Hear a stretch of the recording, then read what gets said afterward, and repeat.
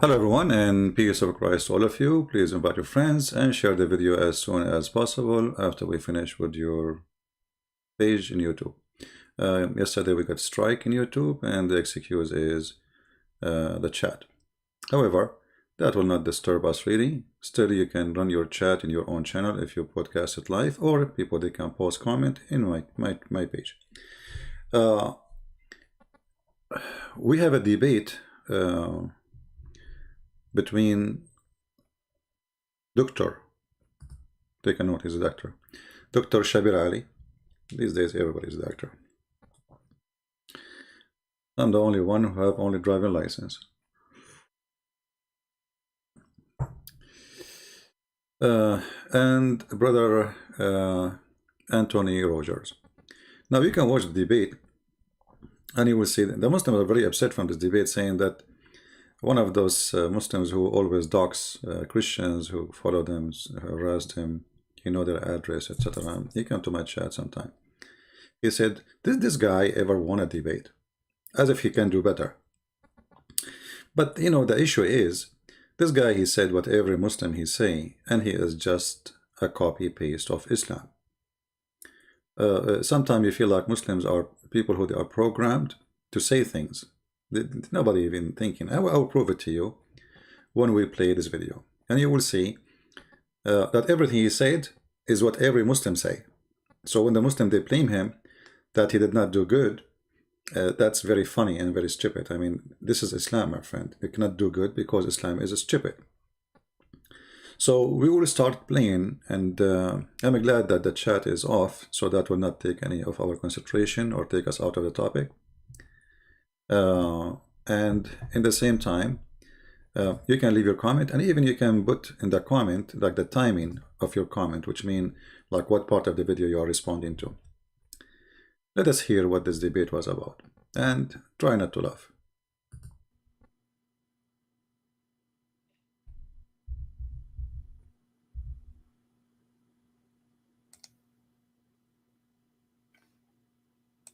Well, I want to welcome everybody to this second discussion that we're going to have between our same two panel participants. On the first discussion, the topic of this discussion is Islamic monotheism pure? Again, please hold all applause. Let us move this part a little bit. Let us hear Shabir Ali. Okay.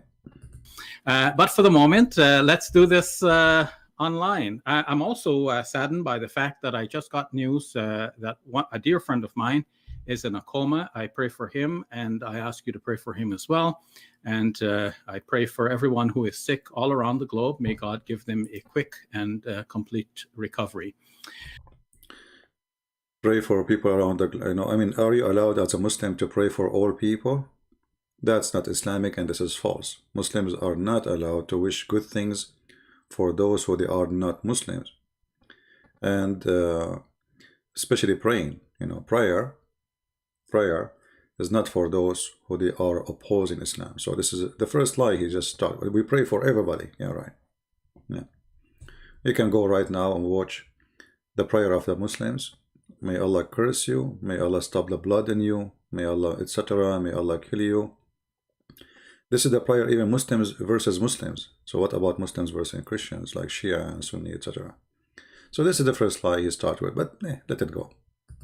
So let me move on then with my opening presentation. I'm going to start my timer here, realizing that I should have started earlier. So I'll make this 18 minutes just to be sure. Okay. So why do I say that Islamic monotheism is pure? Let me start by defining monotheism. It is the belief that there is only one God. For example, Paul says that there is no God but one in 1 Corinthians chapter 8, verse number 4. So that's a statement of monotheism. Then so why Muslims they attack Paul and say he created the Christianity? He's just quoting for us what Paul said, and Paul said there's only one God. Oh, okay. But you Muslims, you say that Paul is the one who created Christianity. Oh, okay. Not to forget to mention that the Trinities exist in all the Gospel. Let us say we will take off all the everything written and done by Paul and put it in the side, as if it's not exist. You will find that the Trinity is all over the Bible, in the book of John, Luke, etc. But here you notice the hypocrisy. This is the same person, he says, Paul, he created a new version of Christianity, and now he is quoting Paul to prove that Christianity believed in one God. Take a note. There is henotheism, which must be distinguished. That is the belief that there is only one God for us, without negating the possibility of there being other gods. That there may or may not be other gods out there, but for us there is only one God. That's called henotheism. An example of a statement to that effect is Paul saying, for even if there are so-called gods, whether in heaven or on earth, as indeed there are many gods and many lords, yet for us there is but one God, the Father. 1 Corinthians chapter 8, verses 9. But you see, you just said Paul, he said there's only one God. So, but you just said he say so-called God. So those are not really God. People worship them. Like people worship the moon. People worship the sun. People worship Satan. So there is gods for people, but there's one God for us, which means the true God. Continue. One of the unique thing about Shabir Ali is the kind of a person who quote for you things, and those things will not sponsor his topic in any way, except he tried to take you away from the topic. So now you will start thinking what this guy said. Remember, the topic is Islamic monotheism is pure or not. Number 5 to 6. And then there is monolatry, which is basically the worship of one God alone. An example of a statement to that effect is in the Old Testament, where Deuteronomy chapter 6, verse number 13 in the American Standard Version reads, "Thou shalt fear Jehovah thy God, and him shalt thou serve." And Jesus picks up upon that saying in Matthew chapter 4, verse number 10, where he says, "Worship the Lord your God and serve him only." So obviously, monotheism includes some aspect of henotheism and monolatry.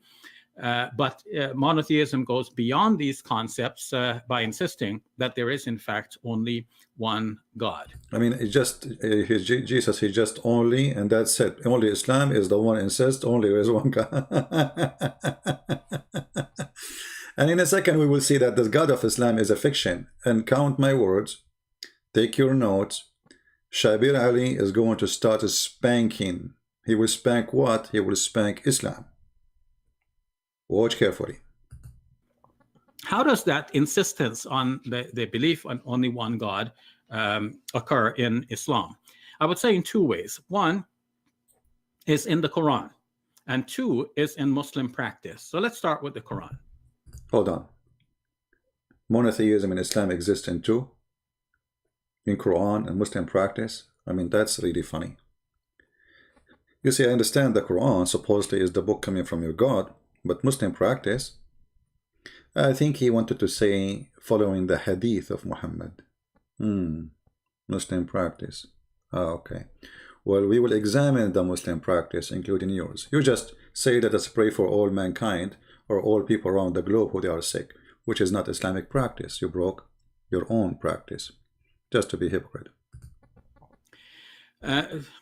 The first thing I want to observe is that the Quran refers to God by a specific name, and that avoids confusion between God and not God.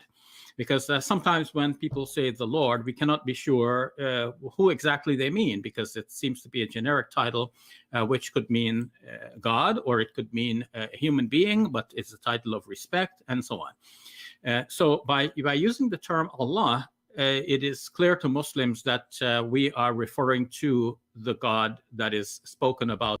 The term? I mean, this guy, he just said it's a name. And now he is using the word term. Is it a term or it's a name? What term mean? Secondly, if we ask Shabir Ali, and I ask any Muslim, what the word Allah mean, they do not know. I mean, if you refer to him by a name, do you know even what the name is? Is that an Arabic word? It's not. This is why none of you knows what it means. So they start giving you definition. Allah mean the Almighty. Where you get this from?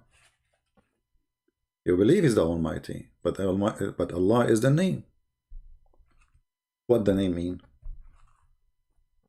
They don't know.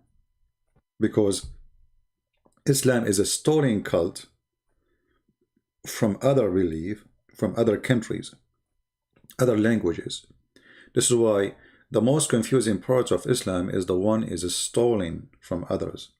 Like if you read in the Quran mentioned the word Israel. You ask any Muslim what Israel mean, they don't know. They make fun of the story of Israel, Jacob wrestling in the Bible, but they have the name of Israel in the Quran, which means they agree with the story. And that he was making fun. Your God wrestling with Jacob. But okay, what is the name of Jacob? Suddenly became Israel. How became Israel? They do not know. What Israel mean? They have no idea. For Islam is a cult. Steal names, steal stories, put it there. What Maryam mean? They don't know. Musa's mean? They don't know. Okay, who's Isa? What Isa mean? They don't know. Where the name Isa is coming from? They don't know. What Harun mean? They don't know. They don't know. What Ibrahim mean? They have no idea. And now this guy who have no idea is telling us that Allah, the Muslims, they gave Allah a name. Did he say that, or I'm mistaken? Let me play it again a little bit, because that is funny. Is in the Quran, and 2 is in Muslim practice. So let's start with the Quran. The first thing I want to observe is that the Quran refers to God by a specific name, and that avoids confusion between God and not God.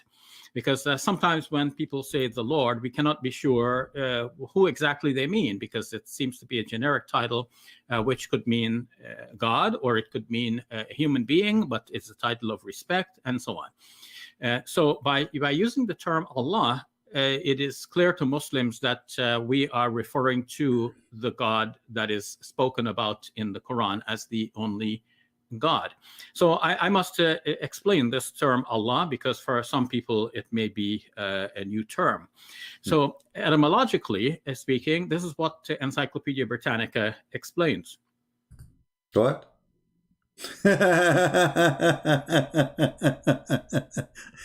A sheikh, he is reading for us what is written in a website.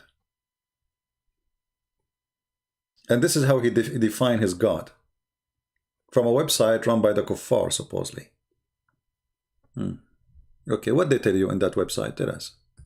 Etymologically, Allah is probably a contraction of the Arabic al-ilah, which means the God. What? Guys, have you ever heard of a stupidity more than this? He just said, Allah is not a unique name of God. Al-ilah, which means the God. Il, well, how many times we taught you the word il? Il is a word mentioned in the Bible, in the New Testament and the Old Testament, like Emmanuel at the end. Sometimes it's added in the beginning of the word, sometimes it's added at the end. But this is a word is il, have nothing to do with name. It's not a name. So when the Aramaic Christians, they say ilah, this is not Allah. Ilah, and he just mentioned that al-ilah, what is today in Arabic, you know, so ilah, the h at the end is just like you know, to make it sound better. Let us say it's a sound. It's not really even part of the word. So he just said a second ago that Allah recognized himself in the Quran by this name, and now he's saying properly, maybe it's coming from word al-ilah, which mean the God. So it is not a name. I mean, do this guy even know what he's talking about? If you are a Muslim and you are listening, please leave your comment about what he said in this case. Let us play it again. Seems to be a generic title, which could mean God, or it could mean a human being, but it's a title of respect, and so on. So by using the term Allah, it is clear to Muslims that we are referring to the God that is spoken about in the Quran as the only God. So I must explain this term Allah, because for some people it may be a new term. So etymologically speaking, this is what Encyclopedia Britannica explains. Etymologically, Allah is probably a contraction of the Arabic al-ilah, which means the God. The origin of the name can be traced to the earliest Semitic writings in which the word for God was il or el. Guys, did you hear it? Did you hear it? So this is before. This is okay. This Semitic writing is for who? Is it for people who worship the true God, or it's just a generic word for God, which means pagan? They use it. Anyone? What do you mean? Let us hear more. Latter being an Old Testament synonym for Yahweh. Allah is the standard Arabic word for God used by Arab Christians as well as by Muslims.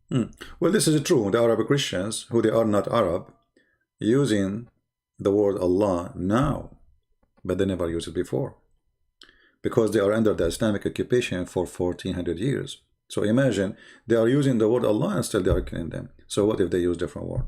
For me, I believe Allah is a false God. And the easiest way to find out if Allah have to do with us anything, can we find it in the original books? We cannot. So you can find the word Allah in Arabic translation for the Bible, which is a false translation, absolutely false. And there's many Arab Christians today, because they grow in the Middle East, you know, from a family, you know, this is same word. So they are like hooked up to that word, and they are in denial. They don't want to say, you know what, I'm being pagan. I'm saying the name of the false God, the God of Muhammad. And, you know, for me, God is not about a name. It's not about a name, because, you know, I mean, there's no name can describe God. But as long as the Muslim, they say this is a name for our God. Obviously, we as a Christian, we cannot use that word. And if you use it, you are a fool, even if you are a bishop. Actually, you are a donkey, even if you are a bishop.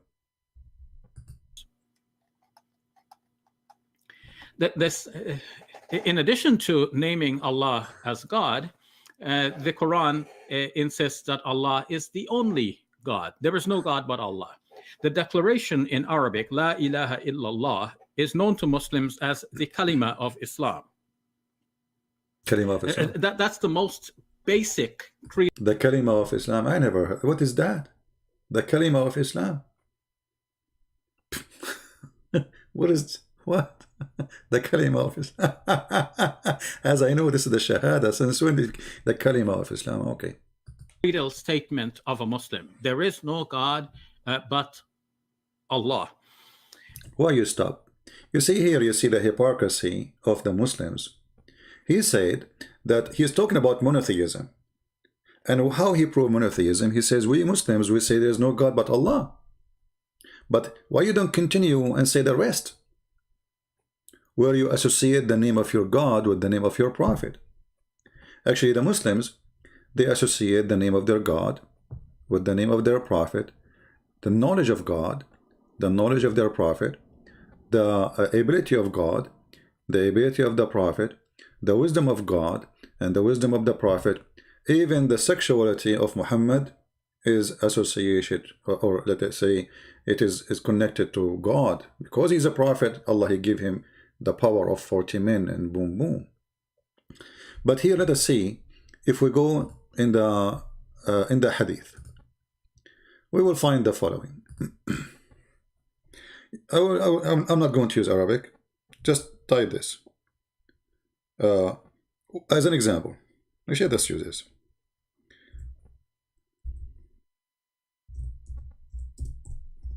I will give you an example while I'm typing in English.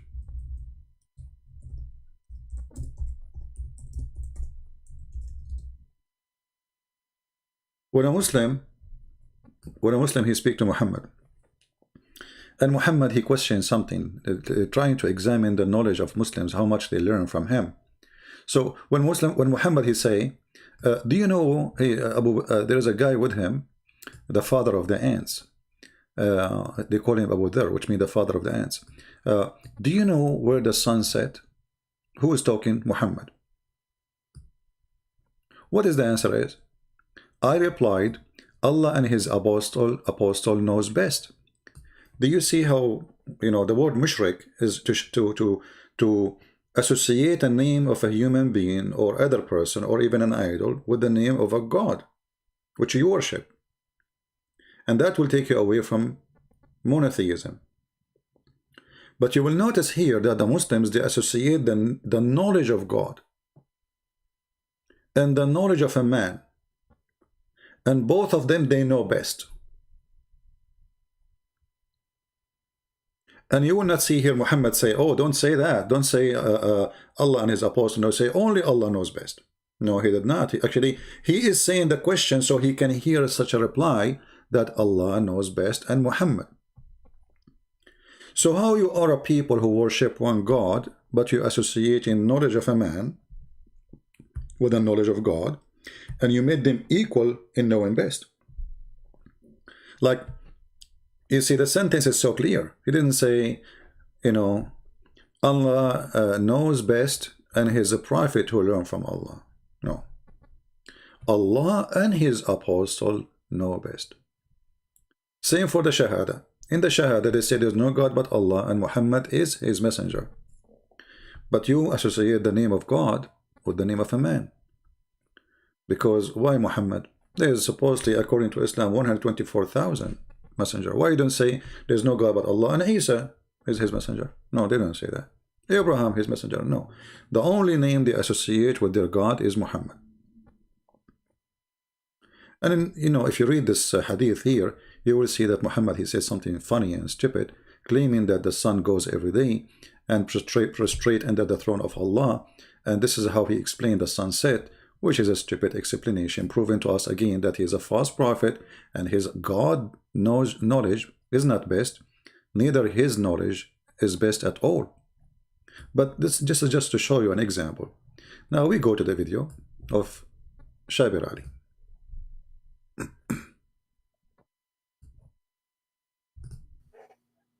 This statement is repeated in the Quran many, many times in different ways. I've counted some 36 times just by a simple search through a software that gives us all of the references of a word or phrase in the Quran.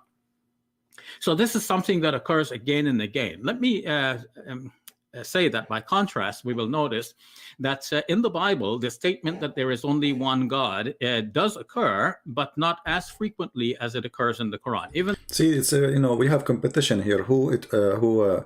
This is very funny. You just said it's 36 times. You just say this 36 times. The mention of one God in the Bible is almost in every chapter. And the Quran, all of it, is not even in the size of the index of the Holy Bible. When a Muslim, they say to you, why don't memorize? How come we can memorize? Your Quran is not even in the size of little tiny book of the Bible.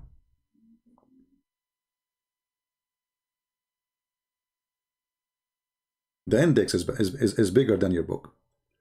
So here you see how they, try to make you believe, Islam believe in what? In one God. About how many times the Quran says that? Who care?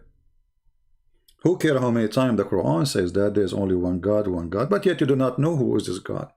In the same time, listen to what he will say next, and you will die laughing at the stupidity of this cult. Because now what you will say to us is going to introduce to us this one God who his name mentioned as one God at 36 times, as he said. Let's see. Even though the Quran is a very much shorter book, some say it is about 4/5 the size of the New Testament. Yeah, right. So for the Quran to have this many repeated statements that there is only this one God shows the Quran's emphasis on monotheism. The Quran does more than this. It says that we are not to worship anyone other than Allah. And here too, we will have many statements. La ta'budu illallah. Do not worship anyone other than Allah. The Quran also says that we are not to pray to anyone other than Allah. But here, I have a question. You see, don't worship other than Allah. And who is the one is saying that? Allah. Okay. Why Allah, speaking about Allah, why don't say don't worship other than me?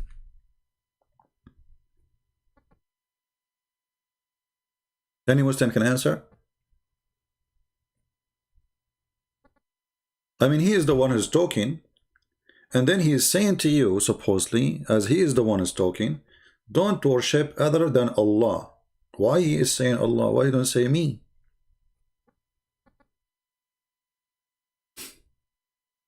You see, if I say don't go and learn about Islam from other than Christian prince, that's mean I am not a Christian prince.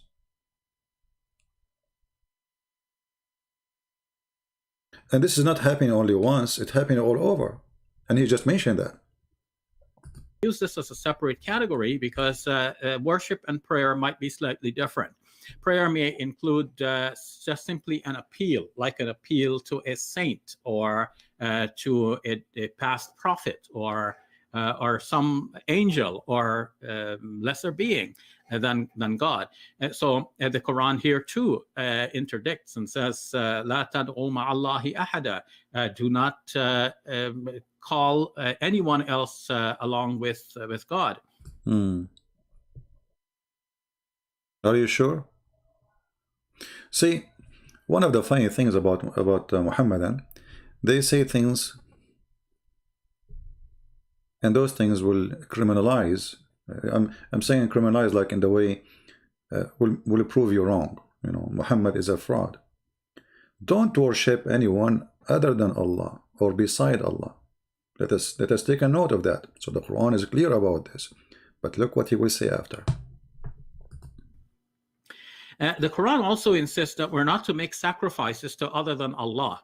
I came to appreciate this point more recently when I read the book by James McGrath. Professor McGrath, in his book, The Only True God, pointed out that in the book of Revelation, it looks like the one thing that will distinguish between God and non-God is the question of whether or not sacrifices can be offered to that one. And from the book of Revelation's point of view, sacrifice can be offered only to the one God.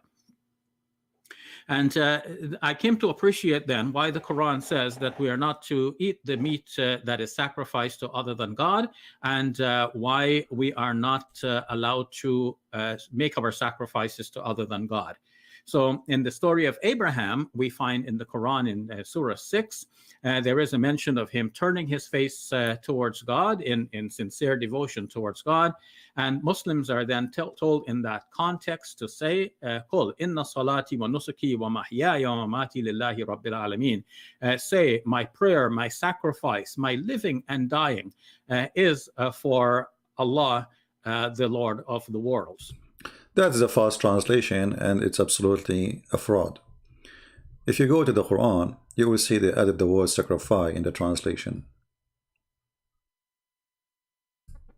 But there's nowhere in the Quran it says, my sacrifice. That's a false statement. If you go to the interpretation,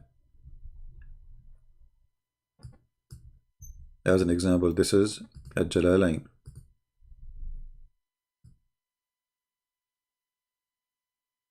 My ritual doesn't say anything about sacrifice. So, you know, they add words in the translation to make it fit. You know, they fit it there somehow. My rituals have nothing to do with the word sacrifice. It can be included to say, okay, in my ritual I do sacrifice, but why you add it there, you know, when it is not there? However, he just quoted that Abraham, he said, that my prayer and my ritual and my devotion is to Allah. Okay, where is the ritual of Abraham? Can you show us the ritual of Abraham?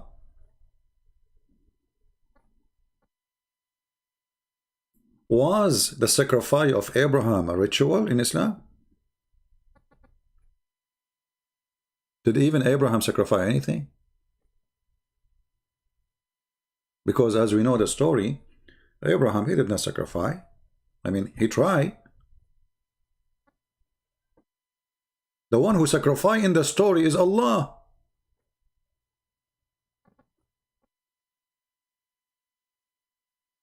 Here you notice the low IQ of those who try to explain to you a religion supposedly they belong to, And those even who read the story and don't notice what's happening here. In the story of Abraham, the one who sacrificed, it was not Abraham.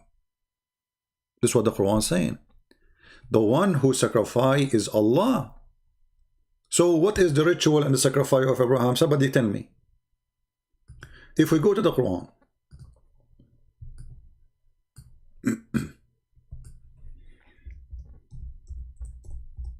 and we find the verse, the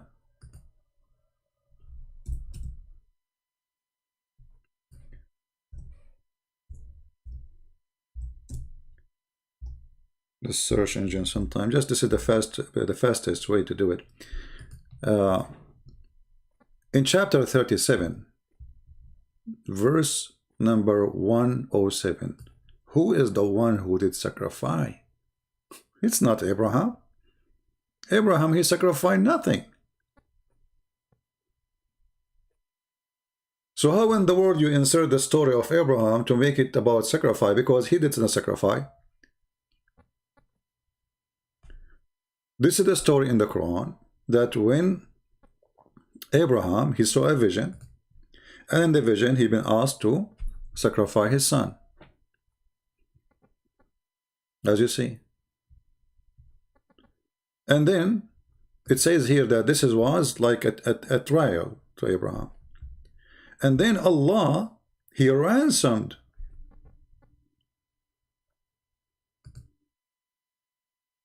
the son of Abraham by a sacrifice. And here you ask yourself, did the Muslims copy the Jews, or the Jews are copying the Muslims? Because obviously here the story, when they say we are sacrificing for the sake of remembering what Abraham he did, well, Abraham he did not sacrifice anything.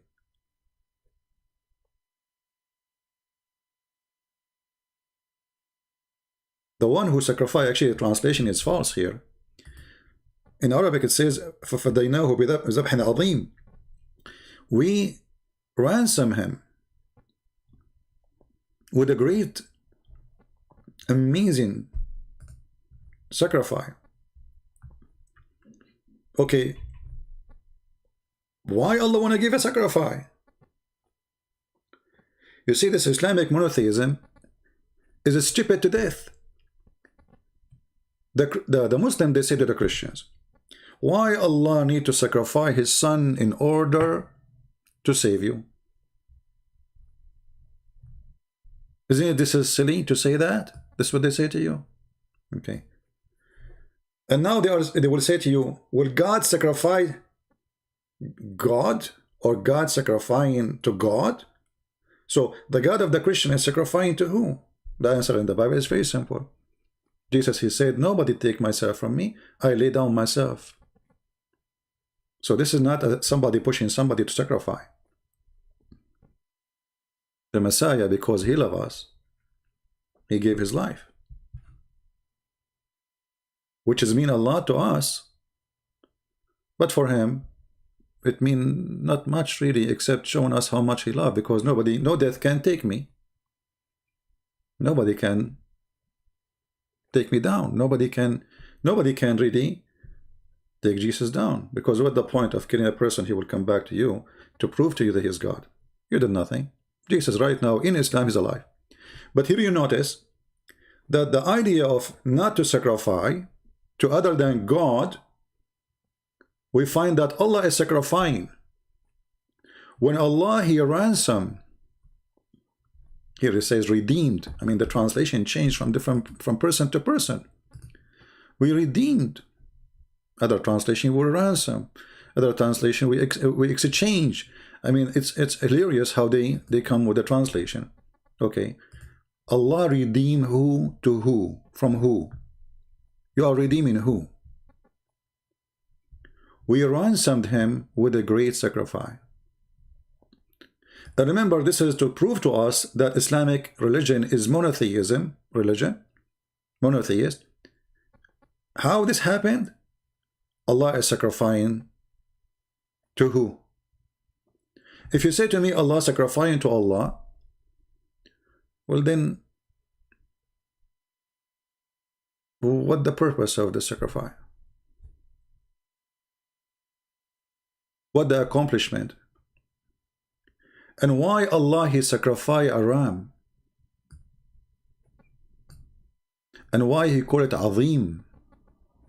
This is what the name of Allah? Azim? As you see here in Arabic. وَفَدَيْنَاهُ بِذَبْحٍ عَظِيمٍ. Why it is Azim? And Allah, when He gave the sacrifice, He gave it to who? To Himself?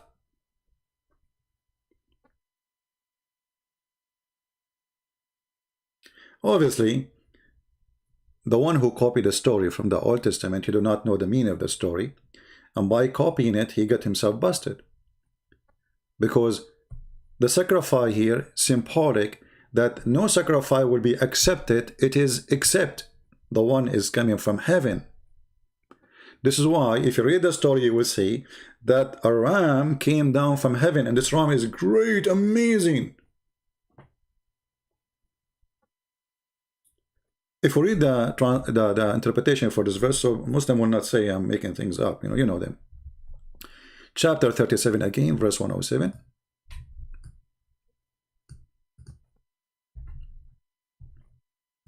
I'm not planning to make the video long, but you know what we can do. What we can do, right? So 107, sorry. Verse 107.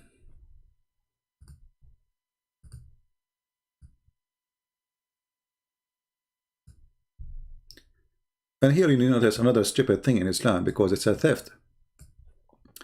Then we ransomed him, one whom he had been commanded to sacrifice, namely Ishmael or Isaac. They don't even know this is a story about who. They are so confused. Is it Ishmael? Is it Isaac? Because not all Islamic scholars agree with the propaganda of Muslims saying it's Ishmael. The most famous one, actually, they say it is Isaac.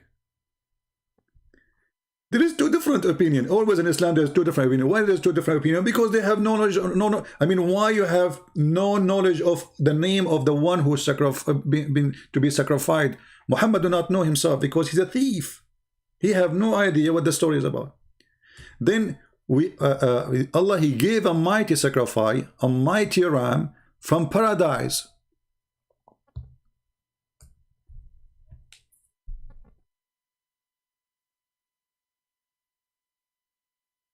So Allah Himself, He gives sacrifice.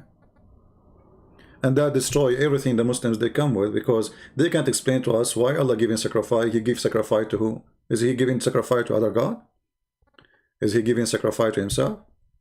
And what about Allah? He said to Abraham, which is a story stolen from the Bible. Why Allah did not say, hey Abraham, don't worry, don't kill your son, just get a sheep? No, He did not do that. He sent His own sacrifice, and the sacrifice is coming from heaven.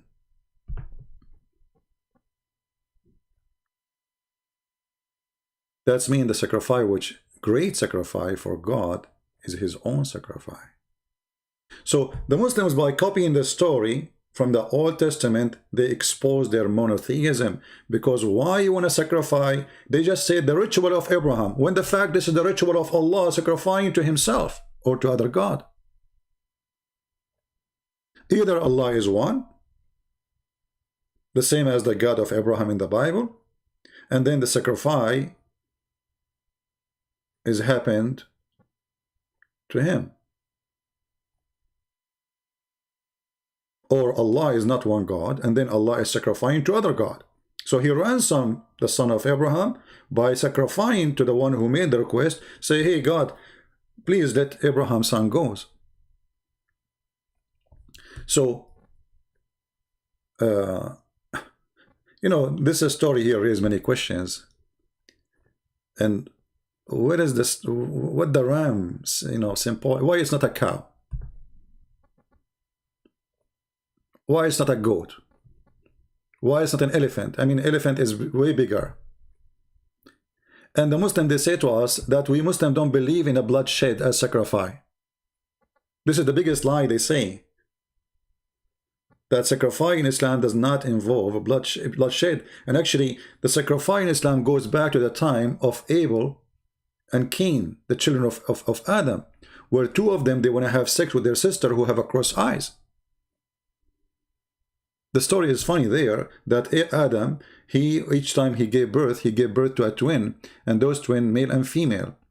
And then those twin, Abel and Cain, when one of their sisters she don't look good, according to the Muslim stories, so none of them want to marry her. So they were fighting now over one girl, one sister, to sleep with her. So then Allah, he told them, give a sacrifice, and the one who I accept his sacrifice is the one I approve him, or approve his marriage.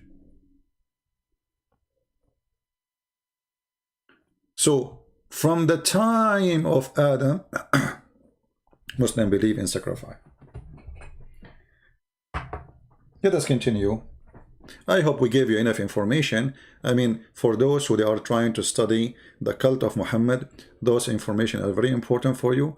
Will take you forever to find them by yourself. So don't forget to download the video, save it in your drive, or even in your YouTube channel if you have one.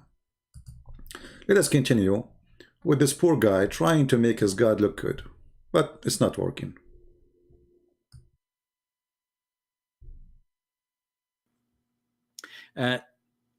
As for eating the meat of sacrifice of animals sacrificed to other than Allah, the Quran tells us that Muslims are not to do that, and certainly the Satans will try to entice you to eat such meat. But if you do that, then you will be among the polytheists.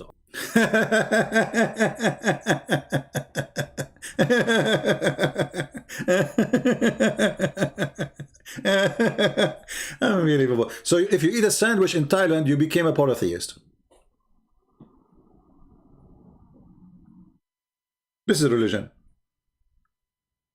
If you eat a sandwich in Thailand, that's it. The guy, he pray 5 times a day. He do jihad.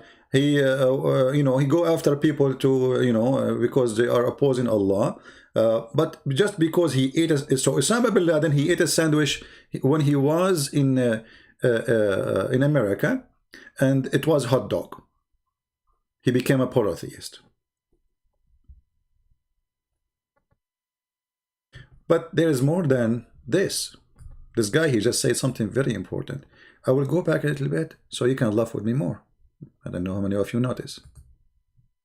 Entice you to eat such meat, but if you do that, then you will be among the polytheists, or those who ascribe partner along with God.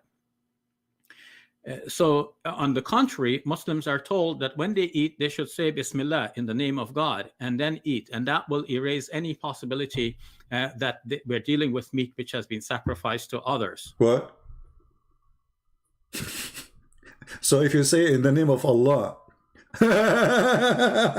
Bismillah, that will erase.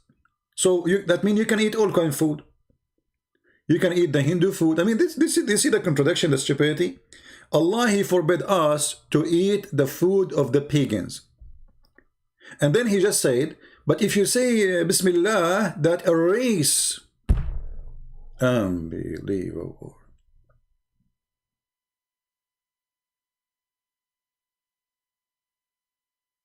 Tell us more, Shabir Ali. Because even if it so happens that this meat arrived on the Muslim's dinner table by mistake, by pronouncing the name of God over it, the Muslim will cancel any such evil effects of the food. From evil effect of the food. And that's mean you can eat pork, just say Bismillah. Just say Bismillah, it's pork. Say Bismillah, that will erase any evil effect of the food. I mean, do you see the stupidity? I mean, is this religion talking to us as a bunch of kids who have no brain?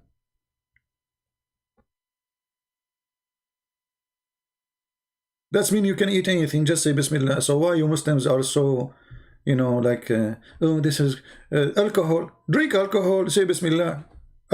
Drinking is a food. Any drink you drink is kind of food. Say Bismillah. That will take the evil of the food. Stupidity is amazing. And this is telling us that this religion is very shallow, very stupid. Concentrate on things which is silly, and they leave the important away. From the Quranic point of view.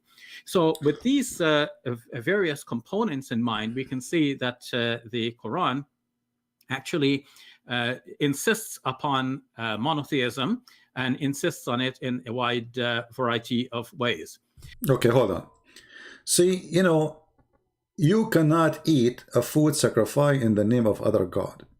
So why the Quran says you can eat the food of the Christians?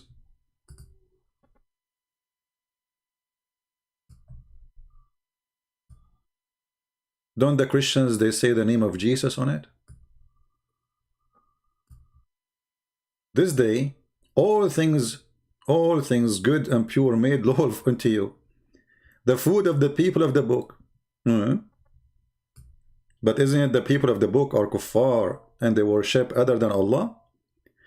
This guy, you can go back in the video, he said, we shall not eat a food used or slaughtered in the name of other God. Well, we Christians, we pray in our heart before we eat in the name of Jesus. And many Christians, until now, when they cook, they will not start cooking unless they name the name of the Lord to bless the food. Even when they make a bread.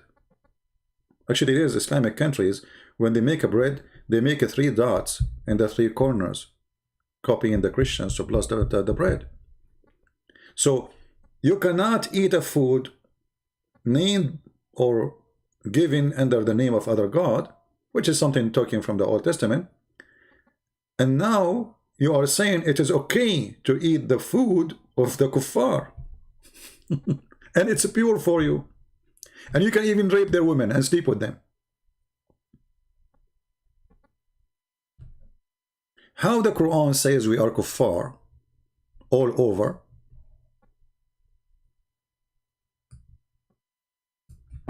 As example, chapter 5, verse number 17. They are kuffar. But what kuffar mean? They are not monotheist. They are making blasphemy against God. Who? The one who say that Jesus, the Christ, is Allah. And that's mean all the food of the Christians is a slaughter or given by the name of their God, which is a Christ. So he is trying to prove to us that monotheism in Islam will forbid you. Because Islam is monotheist, you cannot eat a food given to you by the name of other God, and yet you can eat their food. Without saying in the name of Allah. As you see here, this is a license for the Muslims to eat the food of the Christians. Without saying anything. That's it. It's lawful for you.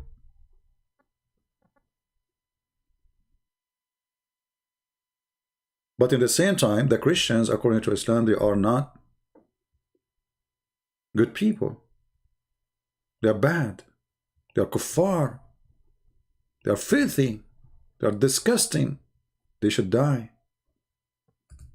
And this is all over the Quran.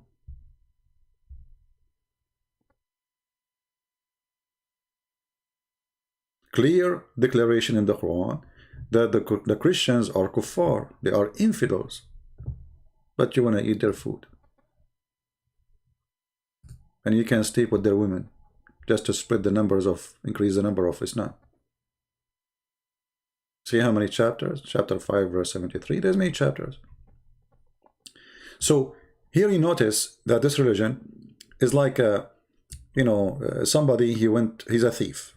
He went to the market. So he cannot choose really the product he will pick up from the shelf. But he will choose any product when there's nobody is watching. So he walk by, he act like he is busy doing shopping, and as long as there's people around him, he keep walking, because now he cannot pick it up from the shelf because people are watching. What is the unforgivable? And then he pick up what he think nobody see and put it inside his hiding cloth. Now, what is unforgivable in Islam? Listen to this. This is more hilarious. Even if it so happens that this meat arrived on the Muslim's dinner table by mistake, by pronouncing the name of God over it, the Muslim will cancel any such evil effects of the food from the Quranic point of view. That's it. Yeah. Actually, you remind me of the food thing, just to show you that Muhammad is a very weird person and he is not mentally healthy.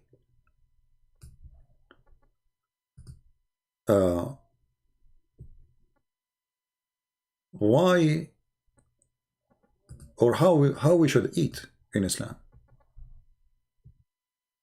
We have to eat in the right hand. Okay, why we have to eat in the right hand? See, he was mentioning to you that if you say the name of Allah on the food, that will take the evil away. No, that's a false statement. Muhammad is a satanic possessed person who make up stories, fabricated stories to scare his followers from thinking about him. So we're gonna keep them busy, scared, terrified. You know, like when somebody make you paranoid about things, so you will not think about the real thing happening around you.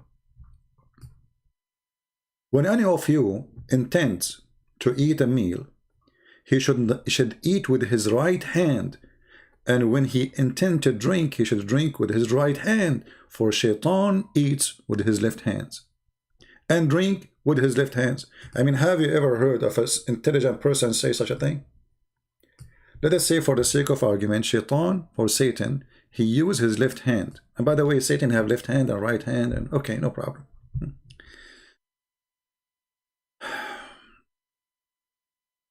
And do you know what Shaitan he eat? You can find that in the Quran. You will die laughing. So don't eat with the left hand. Why? Because Shaitan, brother, he eat with the left hand. Okay, so if I eat with the left hand, I became Shaitan.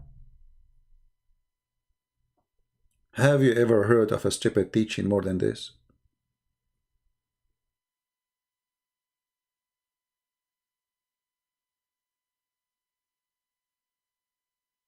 So God, he gave me two hands for what reason? He should give me one hand, and then I will eat and do everything with it.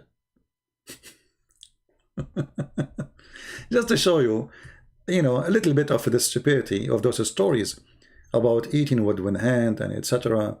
You know, and what is right, what's wrong. Muhammad have tons of stories, like entering the bathroom, you have to enter with the left foot. You have to say a certain prayer, otherwise Shaitan, he will play with your anus. If before you have sex, you have to say a certain prayer, otherwise Shaitan, he will round himself around the man's private part, and he will be having sex with the wife during the time he's having sex with his wife, and then the child will be the son of the devil, which means Muhammad himself is the son of the devil, because Muhammad himself, his father, did not recite any prayer before he have intercourse with the mother of Muhammad, regardless who is the father of Muhammad. Doesn't matter, as long as he is not a Muslim. He did not recite that prayer, he have no idea what it is, and he did not say it when he have intercourse with Muhammad's mother. This is how foolish this man. He just convinced us that he himself is a son of the devil, because if he don't say that prayer, Shaitan, he round himself around the penis, and he will be having sex with the woman, and then the child will be the son of the devil. This is why in the Quran it says that Shaitan, he have a children. And the Muslims, they struggle a lot to find out how in the word Shaitan he have, you know, children. I mean, how Shaitan will have children? You know, no, I mean, did Allah created a female Shaitan and a male Shaitan, and then he sent them out from heaven the same as he did to Adam and Eve together? According to Islam, no. You know, if you go in the Quran, chapter 18, verse number 50, it says, are you going to follow Shaitan and his children and his offspring?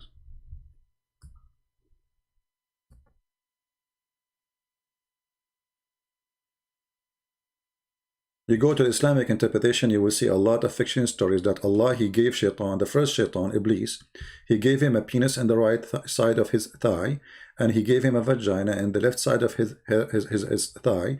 So when he want to have sex, he shaked it and he enter this into that, and he do nikah. And then he lay eggs, and from every egg, 70 Satan, male Satan and female Satan come out. So the first shaitan was a mixed gender. Other interpretation is, as Muhammad he said, that when you pray, shaitan, when you have sex, shaitan, he will round himself around your private part, and he will be doing your wife, and then the sons you will have, they will be the sons of Satan. And this is how Islam explain homosexuality. They say those who did not make this prayer, their son is going to be homosexual, which is very stupid to say. We go back to the, I was not planning really to make it long. Maybe I should make it 2 videos and stop here. I'm not sure how long it's already. Let us continue a little bit more. So with these various components in mind, we can see that the Quran actually insists upon monotheism and insists on it in a wide variety of ways. Now, what is the unforgivable sin according to the Islamic faith? The unforgivable sin is to ascribe anyone as partner along with God, to think that God has an equal, and Muslims would say also if God has a son, this are such a close relationship that will compromise the absolute divinity and uniqueness of God, then this will count as shirk or polytheism. Shirk in Arabic looks like the English word shirk, which means like the shirk one's responsibilities, to avoid one's responsibilities. So the word shirk, written the same way but pronounced shirk in Arabic, means something like partner or associating a partner along with God. This is how it's understood in Islamic theology. And Muslims are definitely not allowed to do that. Again, we will find a plethora of statements in the Quran. La tushriku ma'allahi ahada. Do not associate anyone along with God. So we are not to think of God as having a partner, a wife, a son, a daughter, or any such relationships. It is thought that such relationships are beyond God. He is so different from everything else that we know. For example, in Surah 42, verse number 11, it says, "Laysa kamithlihi shay' wa huwa as-sami'ul basir." There is nothing like unto him. ليس لمثله شيء وهو السميع البصير. Let us examine this verse.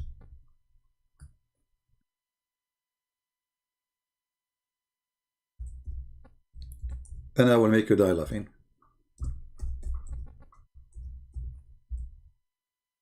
So Allah, nothing like him, and he is the one who can hear, he is the one who can see. As if there is only one person in this world who can hear and he can see. Secondly, do Allah know really? Do Allah really can see?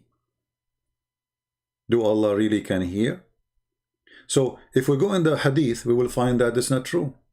Allah is not all hearing. He is not all seeing. This is why Muhammad, he said that Allah, he come down every third part of the night so he can hear the one who is supplicating to him and receive their prayer. And this is very authentic. And here you notice that Islamic game failed to speak about one God of one universe under the control of this God. This God, he cannot hear you unless he come down. When? Every night down to the nearest heaven. When it is when? The last third part of the night. And what he would say? If there is anyone invoking me, so that I may respond. So how Allah is all hearing and all seeing, but he cannot hear me unless he got closer to the nearest heaven and get better reception.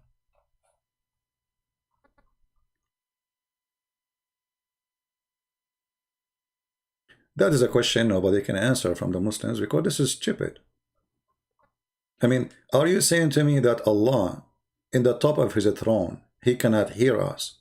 So Allah, he have to come down every night, down of his throne, going through heaven number 7, 6, 5, 4, 3, 2, 1. And then he stopped there. And then he says, who is praying to me? Here you see that Allah is not almighty. Secondly, Allah go inside his creation, because isn't it the heaven is his creation? Go read carefully. Allah descend. What he's doing? He descend. He come every night.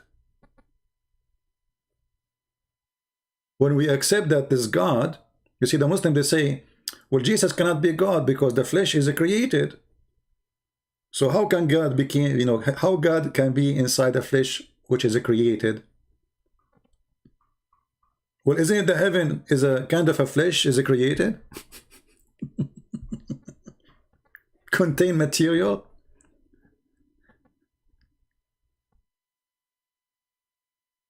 Even if the massive majority of it is a vacuum space. But there's many things. There's rocks, there's planets, there's stars, there is. So he's inside what he created. Here you see the disability, and here you see that Allah is not all hearing, all seeing. And if Muslims they want to say this is metaphorical, that's stupid. Metaphorical. Because it's not true. If Muhammad want to say something metaphorical, he can say, well, you pray to Allah, Allah hear you, and that's it. Doesn't matter. And why it's the third part of the night? Because this is the time he descend. He have to move from point A to point B in order to be able to receive your prayer. He come down, he descend every night. Jesus in the same time, he said, every two of you mention my name, I will be between them. Which means he will be the third listening. You do not need to come down. It doesn't matter what time of the day. And then they say to you, where Jesus says, I'm God, worship me. Well, can Jesus as a prophet be with us now? We are talking about his name. Unless he is God. Allah cannot be with us. And the proof in front of you. He have certain time to come, certain time to go. And Allah, in this case, he became like a yo-yo. He is up, down. I feel sorry for him. Same time, here's the Muhammad, he's showing us that Islam is a religion believe in the flat earth, sorry. Think there's only one time in the day and Allah come down. But based on this hadith, Allah, he keep coming up and down because there's a lot of time in the earth where it's going to be the third part of the night. Let's go back to the poor Shabir Ali. And he is hearing and seeing. So in all of these ways, the emphasis is shown to be on monotheism. Now, what about intercession? Can somebody intercede on our behalf? For we know that intercession is a factor in Christianity. It is thought that Jesus is an advocate for us in heaven, as is found in the Johannine correspondence. But from the Quranic point of view, nobody can intercede along with God except by the permission of God. So if God permits somebody to intercede for someone else, that's to honor the intercessor. It's not that the intercessor has some kind of claim on God to make it necessary for God to bend and to give in to the intercessor. Guys, listen to this. There's nobody can be interceding to you unless he is giving permission. To honor who? The intercessor. But he just said that intercession is only given to Allah, and that will prove monotheism. So why Allah is sharing his own privilege with someone to honor him? Is he sharing his monotheism with someone? Here you see the stupidity of this cult. First of all, as long as you mention the intercession, if we go in the Quran, we would die laughing. We will see what the Quran says about intercession. Let us see.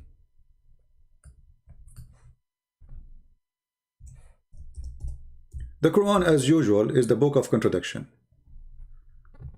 Chapter 2, verse number 48. It says clearly that Allah, by the way, I forgot a point he mentioned. I will go back to it. Then we have no chat to remind me. About Allah will not forgive sin if you do shirk. Just take that note, because this is stupid. This is the most stupid statement he just said. Read carefully. That Allah, no intercession will be accepted in the day of judgment. No one.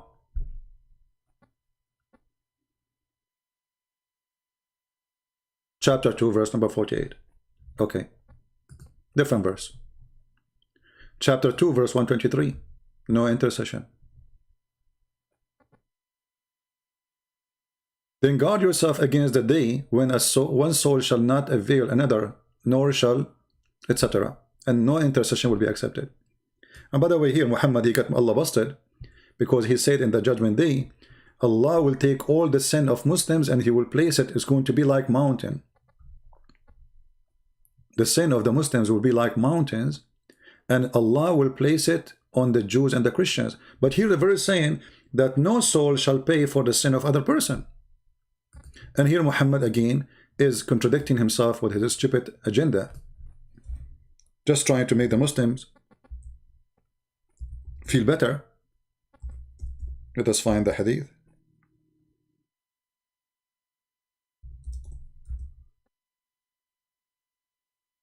Let us see, hold on.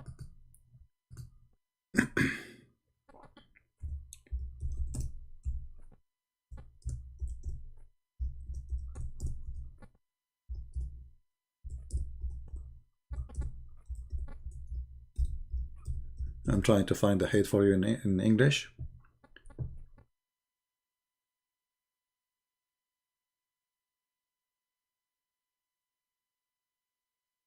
And then you see right away that Muhammad not only cannot be a prophet, Muhammad is a fraud with certified stupidity. Because you should not say, I mean, at least remember what you said yesterday. You don't say the opposite. This is Muhammad saying, and this is Sahih hadith, that, read carefully with me, that would come people among the Muslims on the day of resurrection. So remember this day of resurrection, the same as the verse in the Quran, with as heavy sins as mountain, and Allah would forgive them, and he would place in there instead the Jews and the Christians. So how no soul will pay for the sin of other soul, and then Allah will place all the sin of the Muslims, which is not fair. I mean, have you ever heard of a justice like this? So you commit sin, I pay for it. The Muslim, they say to you, Jesus did not commit sin, why he will pay for your sin? Jesus did not, you know, when we say Jesus pay for our sin, nobody forcing him voluntarily, he is saving us. The word saving, paying for our sin doesn't mean that our sin is not there. Doesn't mean that we did not commit crimes. Doesn't mean that our sin is gone. No, we're still sinner. Jesus, he is giving us opportunity to be saved. This is what it's mean, paid for our sin. Here is different. Here, you commit sin, I go to jail. I go to hell. You kill, I will be punished for killing. You rape, I will be punished for raping. And here, this is showing you how much hate Muhammad he have to the Christians and the Jews. He did not say Hindus, he did not say it was, maybe he never heard of them, he's an idiot. So, where is the Quran from what Muhammad is saying? If Muhammad is the same man who wrote the Quran, or the Quran given to him from God, then he should not say things obviously is a total contradiction for what the Quran is saying. One of them is lying to us, or maybe both. Or you know what? Both of them are one. The one who read the Quran, who made it up, and the one who made the hadith. But because the one who made them both is a fool, he always say the opposite. This is why, you know, you notice the story of Muhammad when he abrogated the Quran.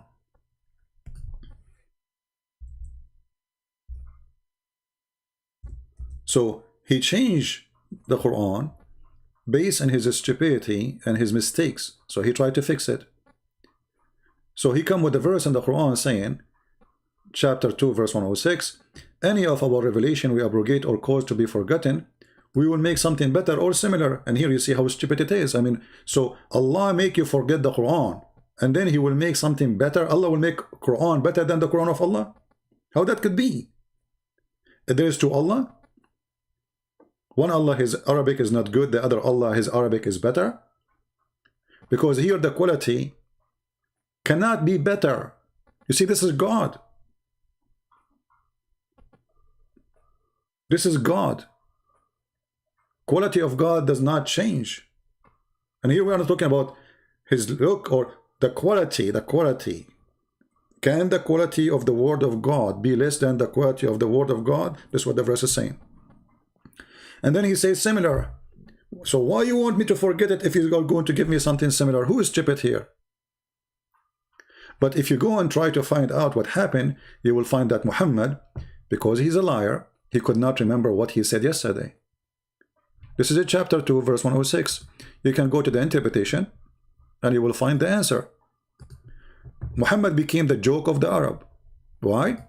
Because this guy, he says something in the morning and he says something else afternoon. He said the opposite. When the disbelievers, not the believers, start making fun of Muhammad in the matter of abrogation, saying that one day Muhammad, he enjoined his companion one thing, and then the next day he forbid it. You tell me, have you ever heard of a God? He make a law. Second day in the morning, he come with the law, forbid the first law. Either you are crazy, mentally ill, or you are trying things to see which one work for you. So people complain about it, you change it. Or you don't like it, okay, let's hold on, we will change it for you. This is how the Arab in the time of Muhammad, they view Muhammad. There's a movie, it's called The Legend of Muhammad, which is full of fabrication, saying the Arab, they were amazed about the Quran. They were astonished by the Quran, how wonderful it is. The language cannot be from other than God. This is the Arab. And this is written in their books. And this is the official government website of the kingdom of the king of Jordan, who claim he is from the descendant of Muhammad. What those people are talking about?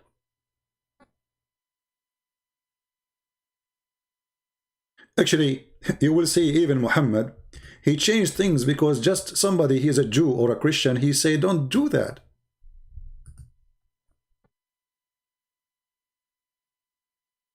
As an example,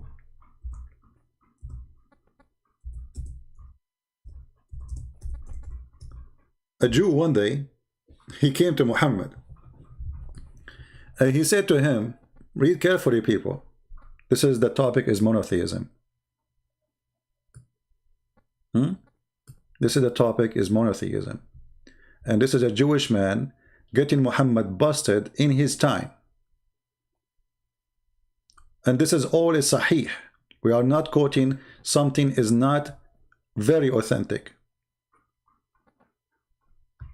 As you see. So the Jewish man, he came to Muhammad and he said to him, hey Muhammad, you are a mushrik. What? You are a mushrik. Why? Why I'm a mushrik? Look what the Jew, he said to him. Oh, let us show you the story from the beginning. Hold on. Here it doesn't show the story.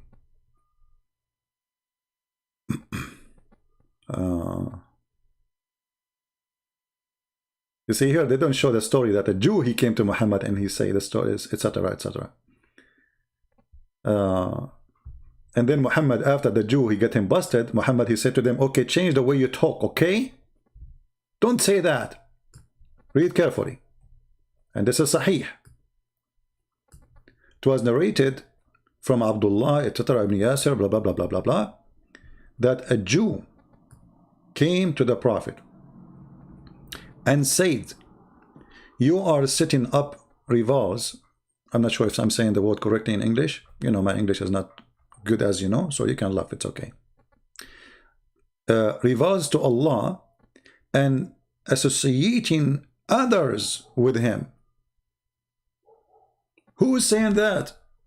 A Jew. To who? To the prophet of monotheism. When? In his face. Not in YouTube. You say whatever Allah wills, and you will. And you say by the Kaaba. So what the problem? You say whatever Allah wills, and you will. So you associate the will of a man with the will of Allah, and you swear by a building, stones. Look what Muhammad, he said. He did not say to him, you are wrong. He did not say to him, I don't agree, this should not happen. He did not say to him, I did not say that. So Muhammad said, from now on, so the Prophet said, commanded them, if they wanted to swear an oath, to say by the Lord of the Kaaba, not by the Kaaba, and to say whatever Allah wills, then what you will. So Muhammad, he agreed with the Jew that I am not practicing monotheism, and thank you, Jew, obviously you are sent by Allah, and maybe you are Jibreel to correct me.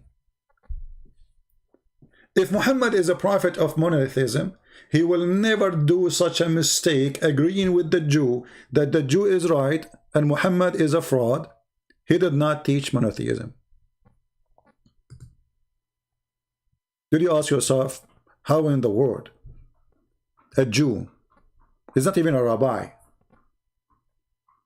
a Jew, a normal Jew, correcting Muhammad about what to do, what not to do, what to say, what not to say, and Muhammad, he changed his religion to fit with the Jew. And then when people, they start noticing that Muhammad is nothing but a copy-paste of the Jews, trying to copy them because he believes whatever they say is true, Muhammad, he try always to change what he do from what the Jews do. And how we can show that?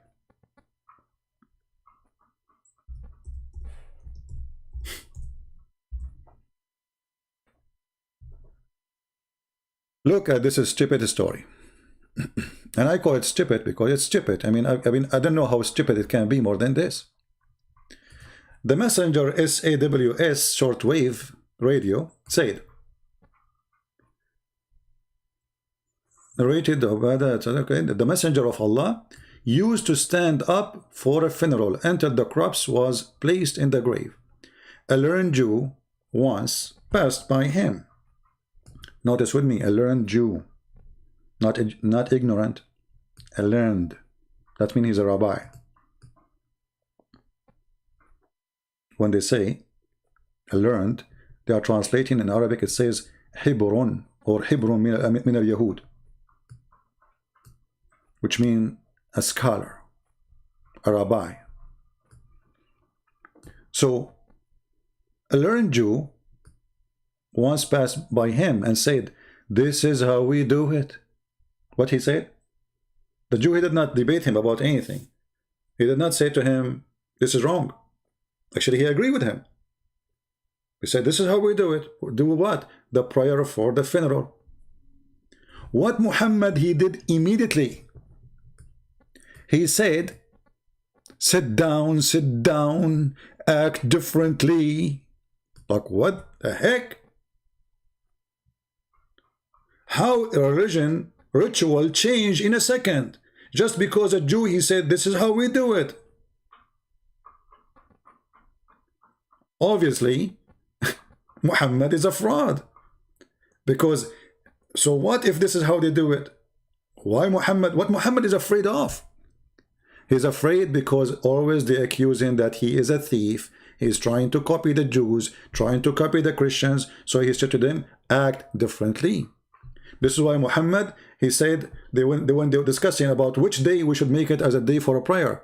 Friday, Sunday, Saturday, he said we have to act differently. Oh, we cannot take the Sabbath because for the Jews. We cannot take Sunday for it is for the Christians. And then one of the companions says, let us do Friday then. It's not from Allah, it's from Muhammad and his companions. Even the same as the adhan. Allahu Akbar. They said, let us call people by ringing the bell. They said, no, no, no, this is for the Christians. Let us make a fire. They said, no, this is for the Jews. And then they said, what about we call for a prayer? And then they approve it. This is not from Allah. The adhan is not from Allah. Even Muhammad, he forbid them from coloring their hair with the black. Why? Because the Jews did do that. He wanted his people to act differently so he will not be accused that he is a fraud. He is copying the Jews. I think we will stop with this. I'm losing my voice. I drank too much coffee today. I apologize for the chat. You know, YouTube is chasing us. And this is the only way. You can leave your comment. All right. And we will be sure that there's no comment is violating their guideline, which is very weird guideline. I mean, Muslim, they can say whatever they want and it's okay. They never take a video for them. But the guideline for us is very strict.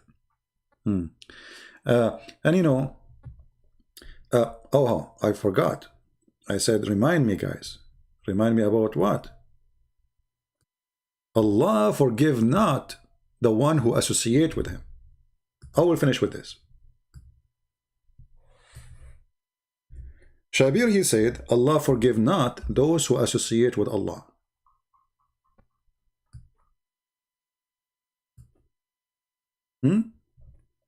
And he mentioned the Quran said, make it clear that Allah will forgive not those who associate with him. And this is mentioned many times in the Quran, by the way, not only in one verse. As an example, chapter 4, verse number 48. Chapter 4, verse 116. Allah will not forgive. Will not forgive what? Oh, the browser froze. In the last moment. Let us do it again. Hold on. Give me a second. I'm glad that we did not lose internet. It's working fine.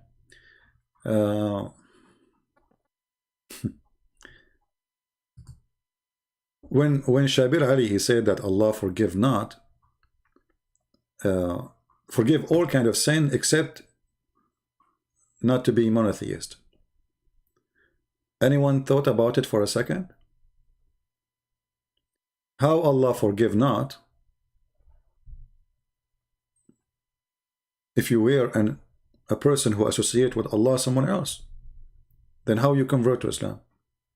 If a Muslim, he will say to you, no, no, no, no. If you repent, Allah forgive you. Read carefully. Let us put the verse again. We open the browser again. It's working now.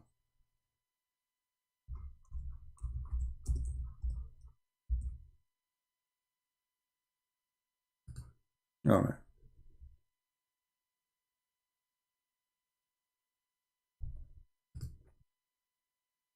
Chapter 4, verse 48. And Shabir Ali, he mentioned it. Allah will forgive not anyone who associate with him, and he forgive anything less than that. Let us examine this stupid, hilarious verse. Muslims, to get away from this, they would say, oh, if you die, brother, and you did not repent to Allah, Allah will not forgive your sin. My friend, sin is forgiven only for Muslims. We just showed you the hadith where Allah, he will put the sin of the Muslims on the Christians. There's no forgiveness to anyone for anything, even for any kind of sin. Only Muslim, their sin is forgiven. So when you say Allah will not forgive the one who take partner, you are saying Allah will not forgive anyone. The same as in the Bible says, the one who insult the Holy Spirit, he will not be forgiven. This is a sin, will not be forgiven. Which means even if you became a Christian, you will be punished for that. So the Quran is saying, Allah forgive not the one who take partner. Forgiveness only happened to Muslims. So You became a Muslim, and Allah will not forgive you for taking partners. So why you are lying to us saying convert to Islam, Allah forgive your sin? And if you say this goes only for those who take partners and die taking partners, well, where it says here, the one who he forgive those who repent before they die. It says will not forgive. Allah forgive not.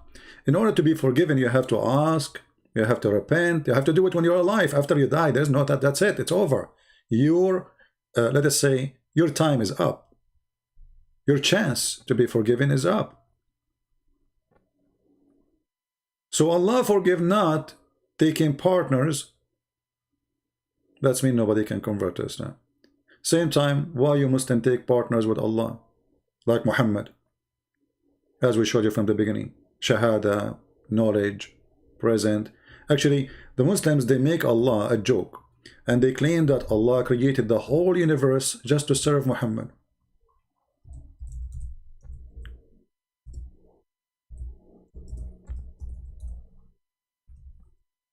Let me find the hadith, so you will see what we are talking about.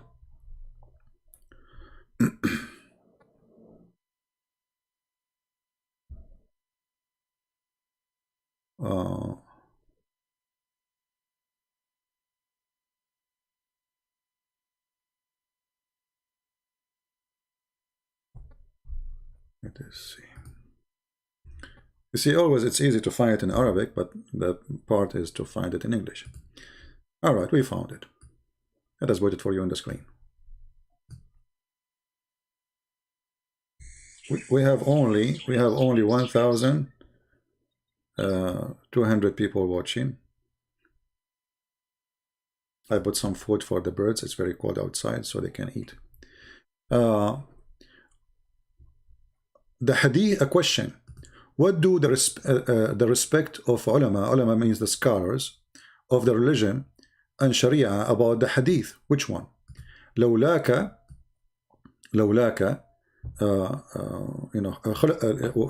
if not you, there is nothing is created. Everything is created because of you. Who? Muhammad. Read carefully.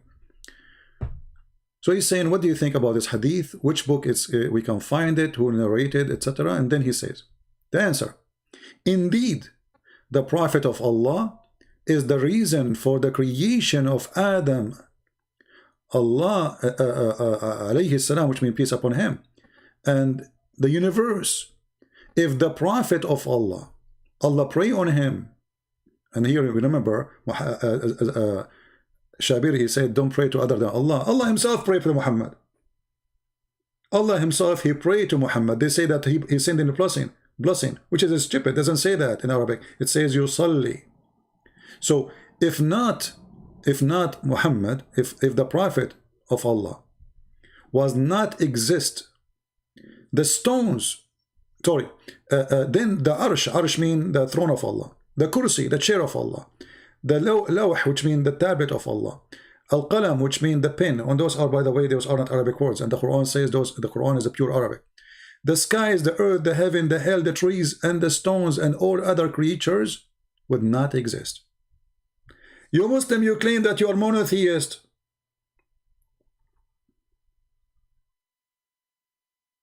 And you claim that all things created to worship Allah. But as we see here, all things are created for the sake of Muhammad. So who's Allah? Indeed. Look, he did not say, no, brother, this is too much, this is not right, so to say that. He says, indeed. The Prophet of Allah is the reason, he is the only reason for the creation of the whole, which means Allah is, the reason of Allah to exist is to do what? If the reason of all the creation, including us, including stones, including insects, animals, trees, the reason for all this creation is Muhammad. So what is the reason for Allah to be exist? What his goal? To serve Muhammad.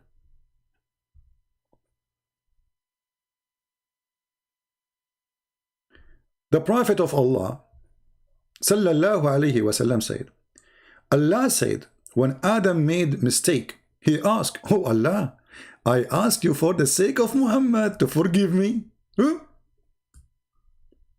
Shabir Ali was saying we should not ask anyone for the sake of anyone except Allah. And then he said that only the one who Allah give him permission. So who is the one who will give him permission? Muhammad. For the sake of Muhammad, your sin will be forgiven. Not for the sake of Allah, for the sake of Muhammad. Allah said, Adam, how you recognize Muhammad when I have not yet created him? But do you remember that Shabir Ali said, Allahu Sami'ul Alim, which means Allah is all hearing, all knowing? How Allah is all knowing, he was surprised and shocked how Adam he recognized Muhammad. Like what? How you know? Hey Adam, how you recognize Muhammad, man? I did not create him yet. Adam, he said, look how funny child this story is. Adam said, Allah, oh Allah, when you created me and blew into me the spirit, I lifted my head and saw written on the arsh, which means the throne, La ilaha illallah Muhammad, the fraud of Allah. There's no prophet, there's no bright God but Allah and Muhammad. In the throne of Allah, there is a blasphemy against God. Allah himself, he associated the name of a man with his name written in the same throne. Why? So when Adam, he saw that name written there, Muhammad, he said, so I got to know that you would only join your name with him. Join your name. Do you see the word join? This is a Muslim website, and this is a Muslim hadith, and the one who said that, Muhammad. And this is the fatwa of Ibn Taymiyyah. There, you can click on it too. So I got to know that you would only join the truth.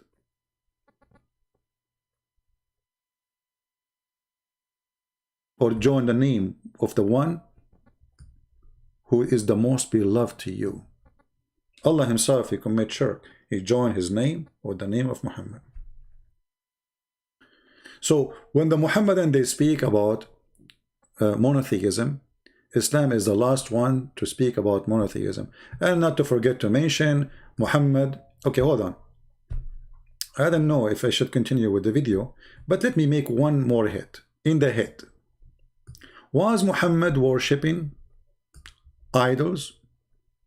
Remember, Allah forgive not that who take other with him. Right? If there's any verse in the Quran says Muhammad he worship idols, absolutely. Let us go to the Quran.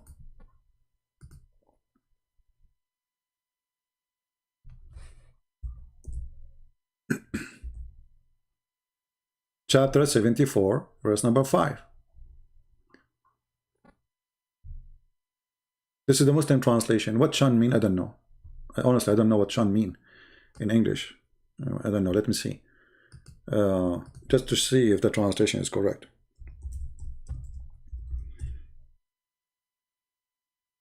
Shan mean.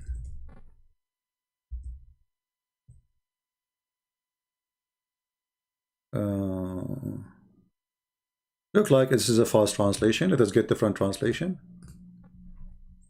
This is Yusuf Ali. They love to lie. They love it.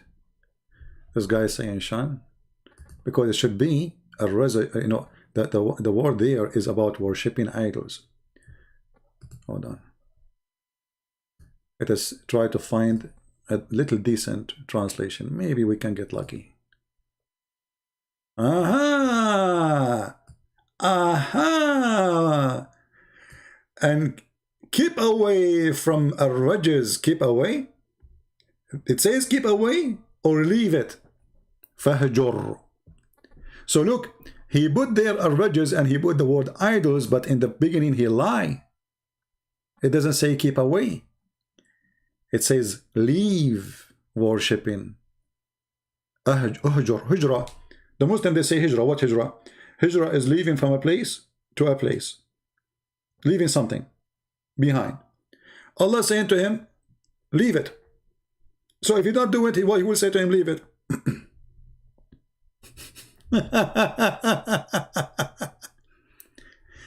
If he is not doing it, why Allah will say to him, leave it? Leave what? He's not doing it anyway. He should not leave anything unless he is doing that thing. Look at the translation. Stay away from the idols. Stay away from the idols? Or it says it clearly, leave the idols. I mean, I never saw really any Islamic translation have little honesty. They don't.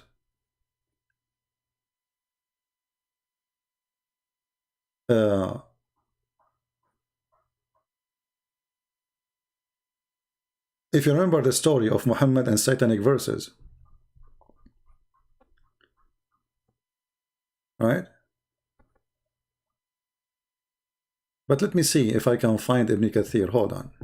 Let us see if we can get the liars busted from Ibn Kathir in English. Remember, Ibn Kathir in English is different from Ibn Kathir in Arabic. Always. All right. Chapter 74, verse number 5. Give me a second. I'll put it for you on the screen. See, this is supposedly, I said to myself, anyway, now good, the chat is off, so I will not stay for long. Yeah, right. All right. But you know, the topic is kind of complicated, so I like to cover it as much as we can. All right.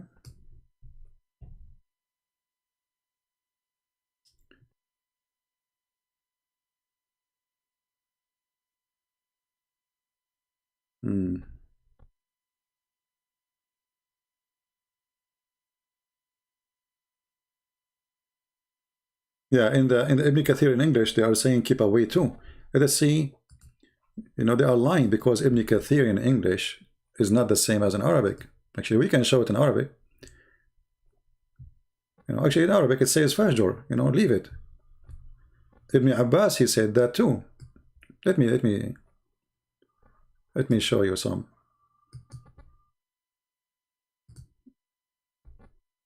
Let us show you how we get them busted.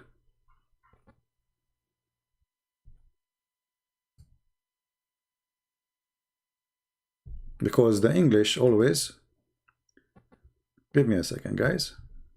I know the screen is not showing, but we want to show you how we get them busted. Muhammad is an idol worshipper, with no question, from their books.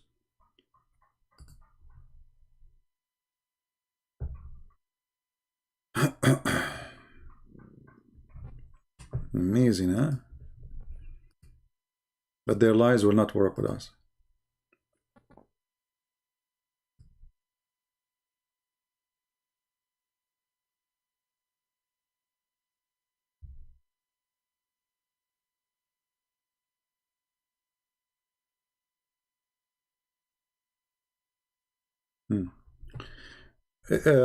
I will show you the Arabic, and then what I will do, I will use Google Translation. All right? Because in Arabic it's different from English. Let us show you. I will put in the screen for you. Give me a second.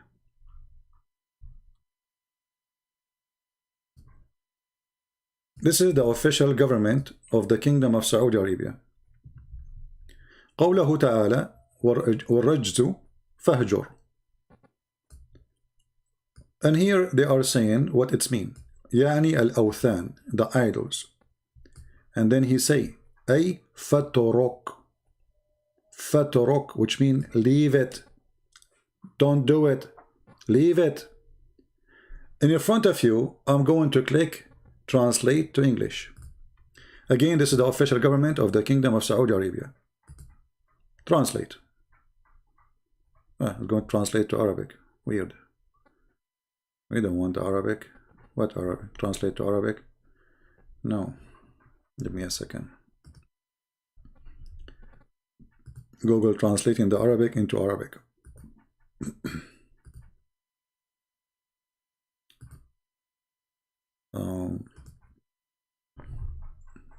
Let's see now.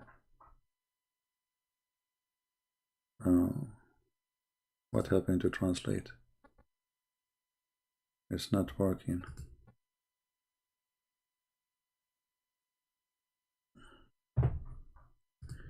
Let us refresh the page. Maybe that will help. Where you show the translation, I mean the option to translate a page. It disappear. Okay, here we go. Let us see. It shows another language. Okay. All right. Here we go. We made it work. The Almighty says it and abomination for so forsake Almighty. Okay, and the translation is not really good. And then Mujahid and Akrama, etc. And they say the idols. The idols. So avoid abomination from the idols. Translation is very bad. But anyone, actually, you know what? I will do an easiest way. Hold on. Let us do this. I will open Google Translation. I will copy the word or sentence. Because it looks like Google is confused when we are. All right. Let us open the the thing for you. The screen. I will copy in the front of your eyes the sentence.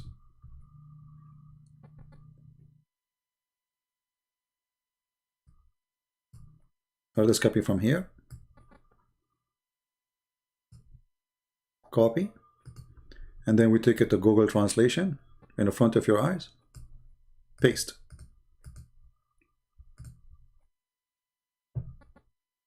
Then forsake it, i.e. leave it. Do you see it? They say to us, and Shabir, he said, Allah forgive not those who associate with him, other gods. If Muhammad do not worship idols, so why Allah saying to him, then forsake it and leave it? And who is the one who's saying that? The highest, the cousin of Muhammad ibn Abbas, explaining. And what he's talking about, Isaf and Naila, and idols who they have 6 in the Kaaba, Muhammad used to worship them. Let us copy in front of you just to show you we are not making things up. وقال قتادة الرجز إيساف ونائل صنمان كانا عند البيت. Let us take it. Copy. Take it to Google Translation.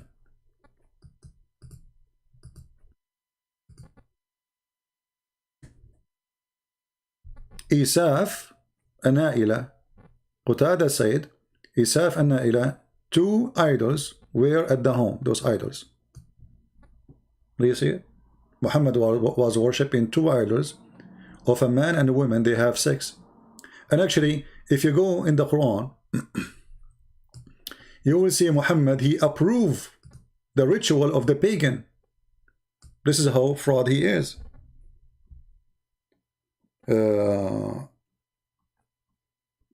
If you remember,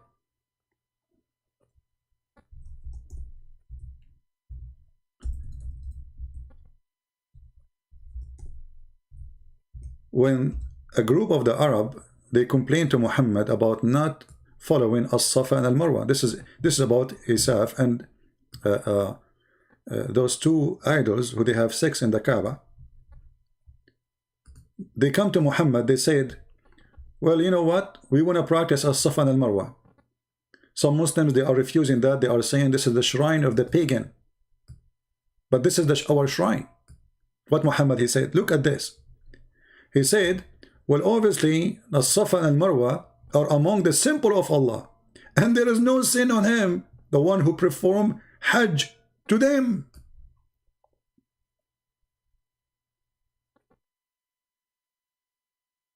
So when you go to the Kaaba, you have to continue and you go to the Safa and Marwa. And now the Muslim, until now, they practice it. They start jogging between the two idols, which does not exist no more there.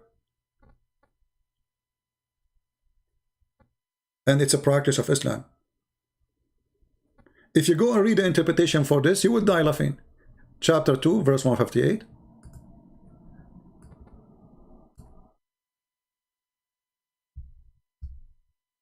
See, the more you know about this cult, the more you find how stupid it is. 158. You see, I'm doing it in the front of your eyes. Nothing from our books, nothing from our own words. We are not giving you the interpretation of ours. This is there. This is there. Here you will see the argument.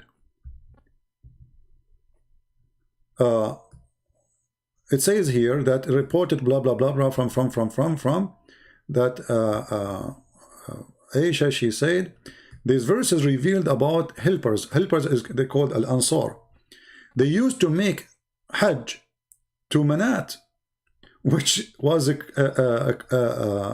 you know, part of their rituals, and they also avoid going between as-Safa and Marwa. When Islam came, they asked Allah Messenger, Allah bless him and give him peace. About this, he said, so he gave him his verse. But let us read carefully what it's going to say later. Aisha, she said, this verse was revealed about a group of people, of the helpers. Before Islam, they used to make the Hajj to Manat, and they were forbidden from going between as-Safa and Marwa. Who forbid them? Muhammad. And then they went to the to do Hajj with Allah Messenger, and they mentioned to him, you know, this issue. So Muhammad, he revealed the verse saying it is from the ritual of Allah to do it. So who is the one who forbid them? Is it Muhammad or somebody else? If it's from the ritual of Allah, and why it is from the ritual of Allah? Here you will see it says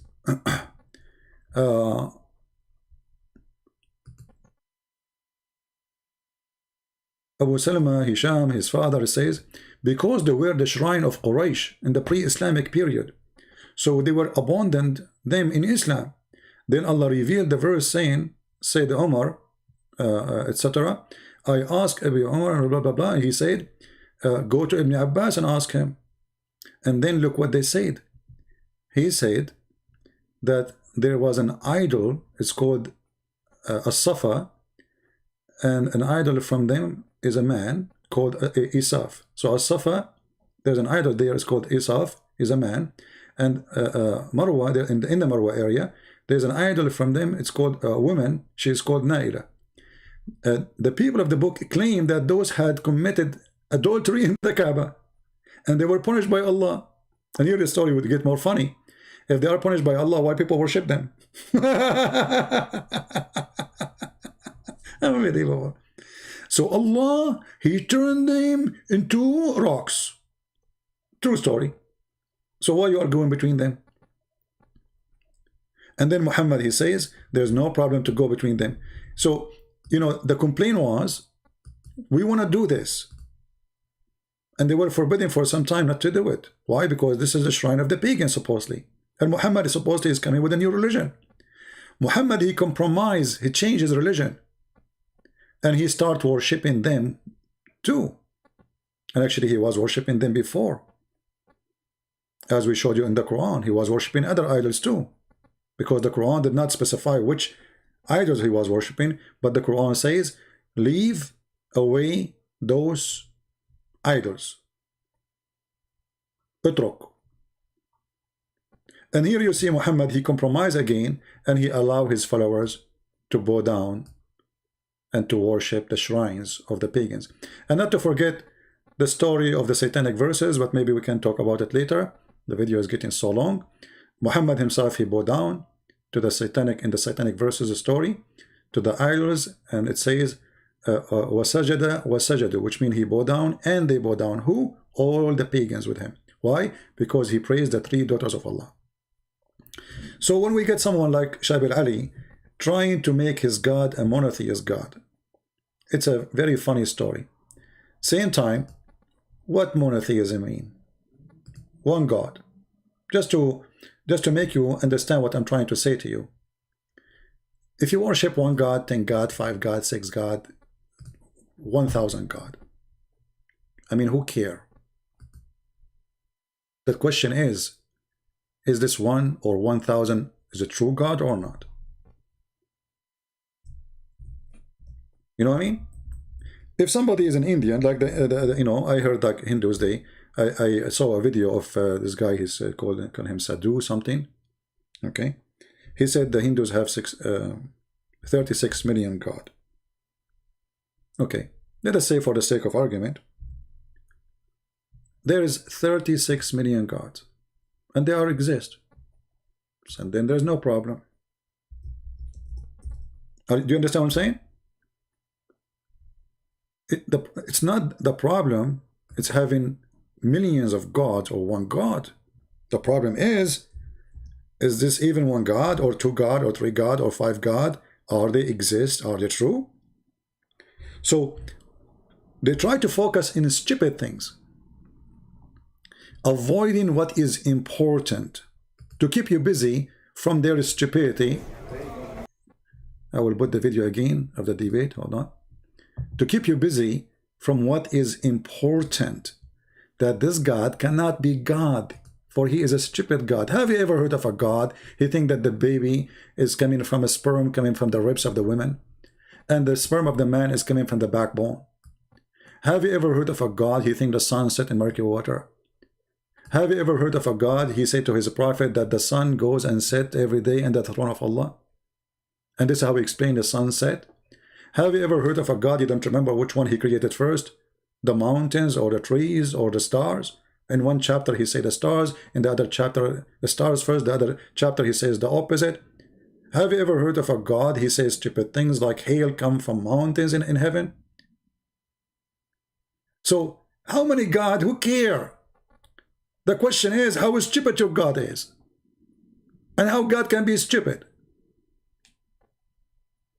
Otherwise, if there is a person exists in Kuala Lumpur and he worship 1 billion God, but they are a true God, then he's right. The numbers is not really important.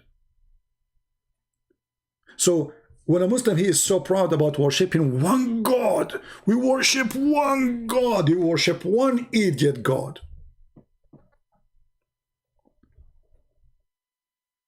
When Muhammad, he claimed that he have knowledge from his God, and he says such a statement.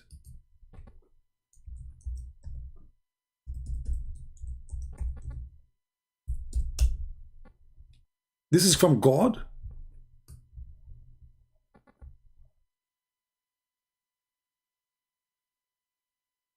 This is from God.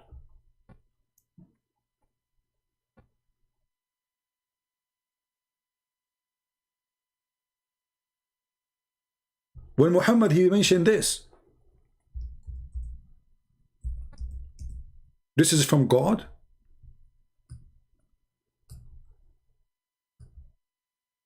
And we can go forever mentioning stupid mistakes in the Quran and in the Hadith. So I say to Muslims, I say to Christians, I say to Hindus, I say to Buddhas, be mature. Don't be a child.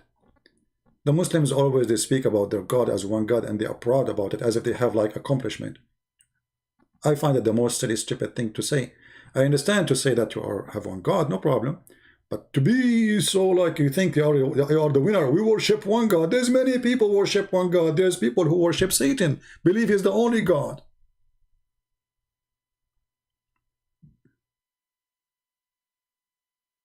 So worshiping one God does not make any difference.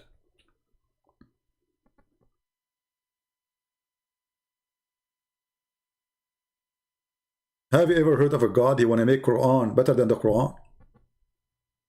Hey guys, I have books. I'm going to make my coming book. I promise you, is going to be better than my previous books. Well, that's possible for a human being, but for God, quality, they never change. The Muslim, they reject God to be a man, but then we find that Allah himself, he have a shin, he have hands, he have all, you know, limp. The Muslim, they say we worship one God, but then they say to us the Quran is not created. The breed of Allah is different from Allah. The Quran is not created by Allah. Okay, how you say he is the only creator and then Quran is not created? Neither by Allah, neither by anyone.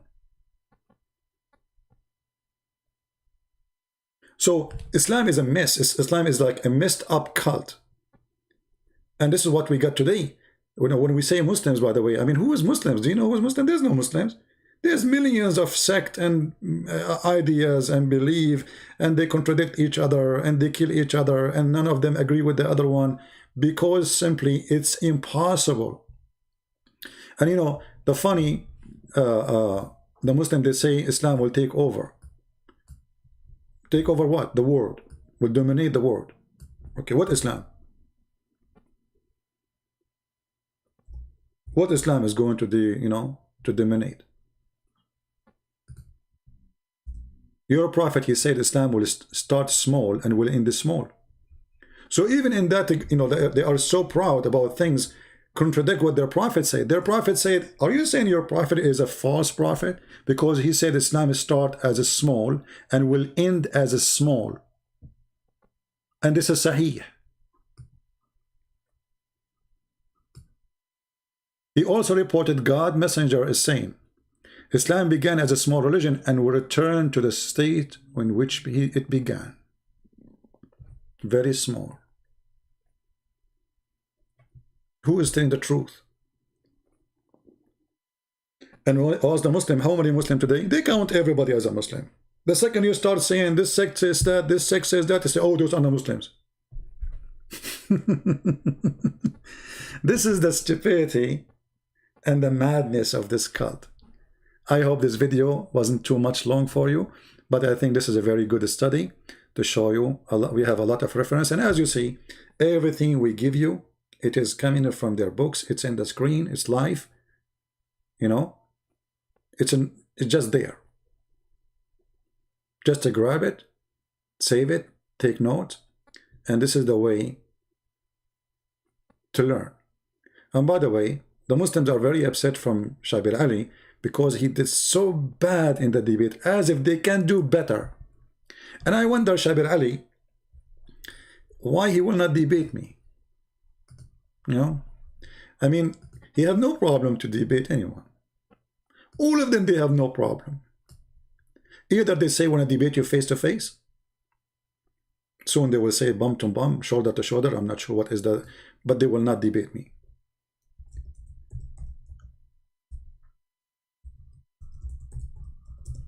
Once in a debate, a Christian,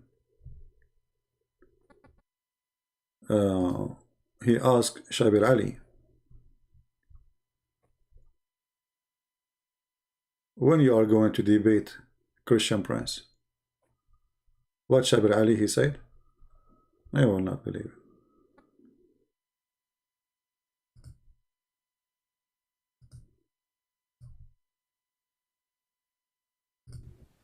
The mic right there. Hello? Yeah, I just came to ask the million-dollar question. Shabir, when will you ever debate Christian Prince? Thank you very much. Yeah, for those of you who don't know Christian Prince, he is a personality who has been operating some sort of an internet radio broadcast, as far as I can remember. He contacted me a long time ago. I never contacted him, and I challenge him to say I did. I never did. I don't know his email. The one who contacted him, it was ABN TV, and they contact me the same as they contacted him in separate email. They said to me, there's a person, his name is Shabir Ali, you want to debate him? I said, sure. They sent him an email saying, there's a person, he's a Christian, want to debate you? He said, sure. And then after he bought my book, he decided not to debate me. He noticed that he is no match. asking if I would debate him, and I said yes. And then eventually I bought his book, and then I don't want to say anything about him because he's not here. But following from the correspondence and the way things were going, I felt that, you know, people, as you play ball, you play in certain leagues, right? You play in. Yeah, you debate people who they will not speak Arabic, so you can say to them it doesn't say so. You will debate people who do not know much really about Islam, so you can say they don't say so, but you cannot get close to me. Then the second, you notice that this is an Arab. He have books about Islam, and you read my books. I mean, do you think this guy, he do not know Christian Prince? Do you really believe it? What happened is, he agreed to debate me, but he never thought this is a Christian Prince. In the beginning, he agreed. And then when they told him this is a Christian Prince, he got my book, so he can read my response. Maybe he can refute it. When he got my books, he noticed that he is no match to refute anything in the books. You know, why this guy, he don't go and say, hey, the Christian Prince in this book, he said so. Get him busted. Anyway, guys, I want to say thank you for being here. I apologize for disabling the chat. Actually, it's way better because we can concentrate in the video, in the topic, more than concentrating in people, you know, because it's impossible to satisfy people needs. God himself, people, they complain about him, so who am I? So thank you very much for being here. May the Lord bless you, and until we see you soon again, Christ is Lord, Islam is false, and don't forget to subscribe to our Patreon if you like to support us, or to like to be updated, because we change the channel where we go and where we will be live. As you see, we keep receiving strike. I just received a strike yesterday. That's why we disabled the chat. You can post comments, but any comments will be bad. I will delete it immediately because YouTube is all over me. All right? So leave your comment. You are a Muslim, you are welcome. You are a Christian, you are a Hindu, you are a Buddha, you are an atheist. You are more than welcome. Just behave and be good. God is good, and God, he don't leave his people without witnesses. And the Muslims are witnessing to us how false their prophet. From their mouth, we prove it. From their books, we prove it. It's in front of you, published by them, shared by them, translated by them, shown to you by us. God bless you. Christ is Lord. See you soon.